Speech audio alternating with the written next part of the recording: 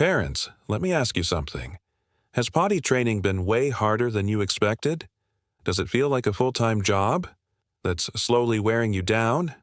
If you just nodded, this video is for you, because here's what a typical day probably looks like.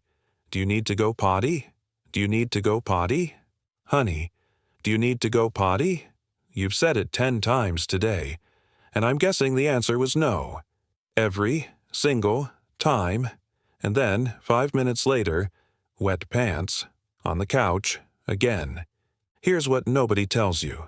That question, the one you ask out of love, is one of the biggest reasons potty training drags on for months, and it's not the only mistake almost every parent makes.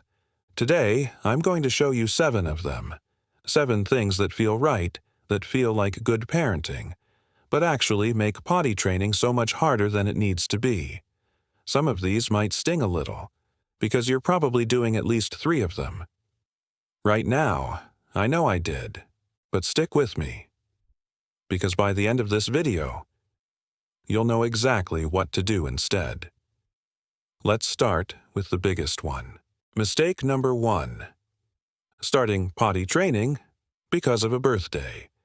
Your child is about to turn 2 in a few months, and people around you start asking. So you buy the little potty and you start. But here's what pediatricians actually say. There is no right age to potty train. None. The American Academy of Pediatrics is clear about this. Readiness depends on the child, not the calendar. And researchers actually tested this. One study followed about 400 toddlers all the way through training. Kids who started intensive training before 27 months didn't finish any earlier. They just spent more months stuck in the process. More accidents, more frustration, same finish line. So what should you look for instead? Signals. Your child stays dry for 2 hours or more. They notice a dirty diaper, and they don't like it. They tell you when they've gone. They get curious about the toilet, wanting to sit, wanting to flush. And here's my favorite one. Hiding behind the curtain to poop. It looks funny, but it's actually a big deal. In one study, nearly 7 out of 10 toddlers did this. It means your child can feel it coming before it happens.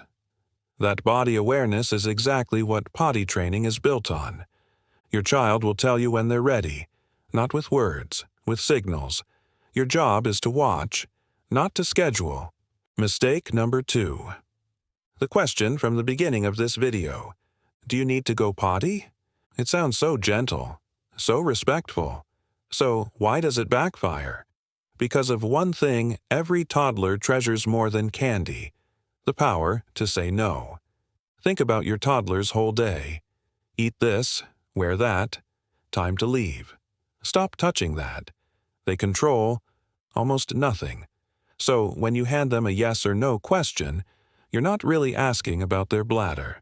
You're handing them a tiny piece of power, and they will use it. No, no, no. Pediatric experts call the real goal here toilet mastery.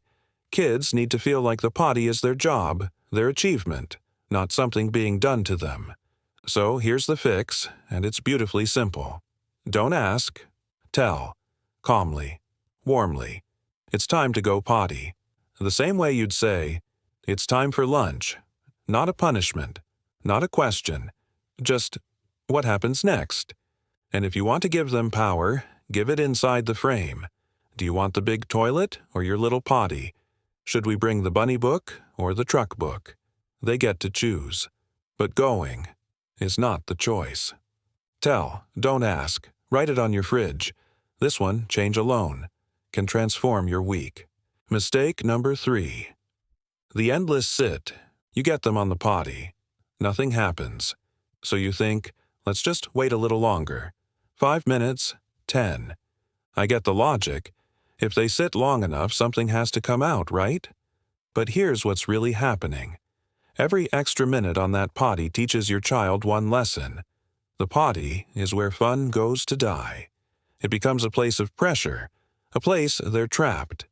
Pediatricians recommend keeping each sit short, around 3 to 5 minutes.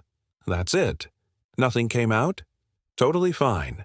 You smile, you say, "Good try, all done," and you move on with your day. No sighing, no disappointed face. Because here's the risk if you push. About 1 in 5 toddlers goes through a phase called stool toileting refusal. They'll pee in the potty, but they will only poop in a diaper, and pressure makes it worse. Some kids start holding it in. That leads to constipation, which makes pooping hurt, which makes them hold it even more. It's a miserable cycle, and it starts with pressure. Short sits, light mood, quick exit. The potty should feel like a pit stop, not a hostage situation. Mistake number 4. The bathroom iPad. I know why this happens. They won't sit still, so you hand them your phone. And suddenly, they'll sit forever. It feels like a win. But think about what potty training actually asks of your child. They need to notice a tiny signal, deep inside their body. A little pressure, a little urge. That takes real focus for a toddler. This feeling is brand new to them. Now put a cartoon in front of that. The screen doesn't just entertain them. It drowns out the very signal they're supposed to be learning to hear. Their body whispers, and the iPad shouts over it. And many parents notice a second problem. The child starts asking for the potty constantly. Not because they need to go, because that's where the screen lives. Now your child's potty signals mean nothing at all. The fix is easy. The potty can be pleasant, but a little boring. A short book is fine. A song together is fine. Something that fills a few minutes without hypnotizing them. Save the screen. Mistake number 5. Ditching the diapers. Too quick. One day, your child shows a little interest in the potty, and you think, "Great, we're doing this." So you pack away every single diaper. From now on, big kid underwear only. Here's the problem. Potty training is not a switch you flip. It's a skill your child is building. Like walking, like talking. And skills take time. Remember that study from Mistake 1? Kids pushed before they were ready didn't finish faster. They just had more months of accidents. So when you quit diapers all at once, too early, here's what actually happens. Puddles. Everywhere. Every day. Your child starts to feel like they're failing. Over and over. Their confidence sinks. Right when they need it most. And you? You're cleaning the carpet for the 5th time before lunch. Your patience is draining away. One puddle at a time. Now both of you are under pressure. And a pressured parent, plus a discouraged child. That's the perfect setup for the next mistake. The biggest one of all. Mistake number 6. And this one matters most. Getting angry about accidents. It's 4 p.m. You've cleaned up 3 puddles today. And when the 4th one happens, right after they said no to the potty, something in you snaps. Why didn't you tell me? We just tried. Take a breath. Because here's the truth. Every major medical organization agrees on this. Punishment has no place in potty training. No scolding, no shame, not even the disappointed sigh. And this isn't just about being nice. Shame physically works against you. A stressed, anxious child is worse at controlling their body, not better. Pediatricians warn that shaming leads to anxiety, and anxiety leads to holding it in. And you already know where holding leads. Constipation, pain, more accidents, the exact opposite of what you wanted. Here's what to do instead. Flat and calm, like wiping up spilled juice. Oops, pee came out. Let's get dry clothes. That's it. No lecture. And if they told you after it happened, that's actually progress. Next time we'll catch it sooner. Accidents are not disobedience. They're just practice. Mistake number 7. This one is about you, making potty training a test of your child, and secretly, a test of you. Be honest. Have you compared your child to the neighbor's kid, who trained in a weekend? Have you felt that little wave of panic when someone asks, "Oh, is she still in diapers?" Your child feels that pressure. Toddlers are emotional sponges. When you hover, when you tense up every time they wiggle, when your voice gets that tight, cheerful edge, they know. And a child under pressure does one of two things. They shut down, or they push back. That's when potty training becomes a power struggle. And here's the hard truth about power struggles over a toddler's own body. You will lose. Every time. Nobody can make another person pee. Even Mayo Clinic tells parents, your readiness matters too. Let your child's motivation lead the process, not your eagerness. So let's flip it all around. Here's potty training that actually works. In 1 minute. Wait for signals, not birthdays. Dry stretches, dirty diaper complaints, potty curiosity.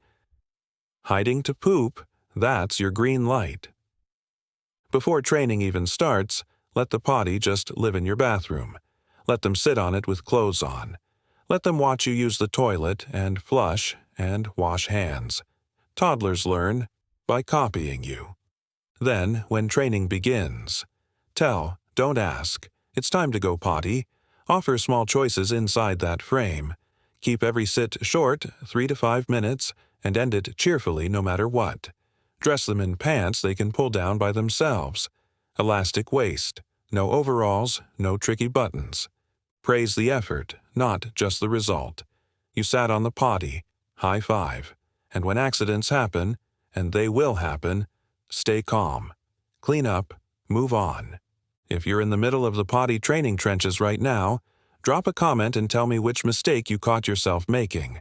I read every single one. If this helped you understand your little one a little better, hit subscribe. We explain baby parenting every day.